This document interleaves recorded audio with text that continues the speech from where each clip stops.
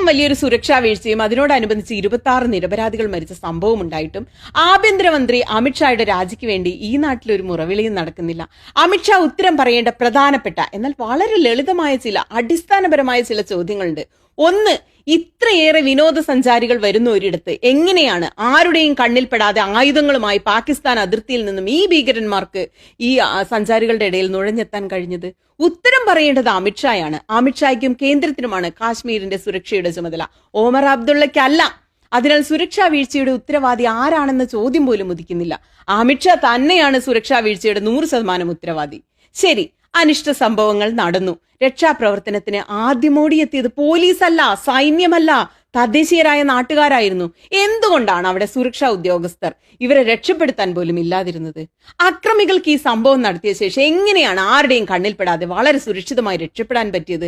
അവരെ എവിടേക്കാണ് സുരക്ഷിതമായി പോയത്? എന്തുകൊണ്ടാണ് കാശ്മീരിന്റെ സുരക്ഷ അമിത്ഷായ്ക്ക് ഇത്ര നിസ്സാരമായി പോയത്? മുഖ്യമന്ത്രി ഒമർ അബ്ദുള്ളയുടെ നേതൃത്വത്തിലുള്ള തിരഞ്ഞെടുക്കപ്പെട്ട സർക്കാരിന് ക്രമസമാധാന പാലനത്തിന്റെയും സുരക്ഷയുടെയും മേൽ യാതൊരു അധികാരവുമില്ല. കാശ്മീർ താഴ്വരയിലെ രഹസ്യാന്വേഷണ ഏജൻസികൾ കേന്ദ്ര പ്രതിനിധിയായ ലഫ്റ്റനന്റ് ഗവർണർ മനോജ് സിൻഹയ്ക്കാണ് റിപ്പോർട്ട് നൽകുന്നതെന്ന് ഇന്നലെ തന്നെ ഞാനൊരു വീഡിയോയിൽ പറഞ്ഞിരുന്നു.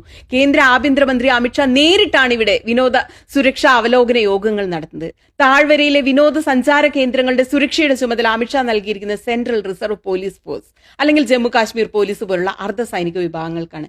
എന്നാൽ ആക്രമണം നടക്കുമ്പോൾ ബൈസാരനിൽ ഒരു സേനയും ഉണ്ടായിരുന്നില്ല എന്നാണ് ദൃക്സാക്ഷികൾ ആവർത്തിച്ച് പറയുന്നത്. അവരെ എവിടെ പോയതായിരുന്നു? അമിത്ഷാ തന്നെ ഉത്തരം പറയേണ്ട ചോദ്യങ്ങളാണ്. ഈ ചോദ്യങ്ങൾക്ക് ആഭ്യന്തരമന്ത്രി തന്നെയാണ് ഉത്തരം പറയേണ്ടത്. ഉത്തരമില്ലെങ്കിൽ രാജിവെക്കണം. കേന്ദ്രത്തിൽ അധികാരത്തിലിരിക്കുന്നതും സൈന്യത്തെ നിയന്ത്രിക്കുന്നത്, അർദ്ധ സൈനിക വിഭാഗത്തെ നിയന്ത്രിക്കുന്നത്, ഇന്റലിജൻസ് റിപ്പോർട്ടുകൾ കിട്ടുന്നത്, അവയെ നിയന്ത്രിക്കുന്നത്, ജമ്മു കാശ്മീർ പോലീസിനെ നിയന്ത്രിക്കുന്നതൊക്കെ അമിത്ഷായാണ്, അല്ലാതെ മുഖ്യമന്ത്രിയായ ഒമർ അബ്ദുള്ളയല്ല. അമിത്ഷാ മറുപടി പറയേണ്ട ചോദ്യങ്ങളാണിവ. ചോദ്യങ്ങൾ ചോദിക്കാനുള്ള ആർജവം പ്രതിപക്ഷ പാർട്ടികൾ കാണിക്കണം. ഈ ചോദ്യങ്ങൾക്ക് ഉത്തരം പറയാതെ ഇന്റലിജൻസ് പരാജയവും സുരക്ഷാ വീഴ്ചയും മറച്ചുവെക്കാൻ മതം പറഞ്ഞിട്ട് യാതൊരു കാര്യവുമില്ല.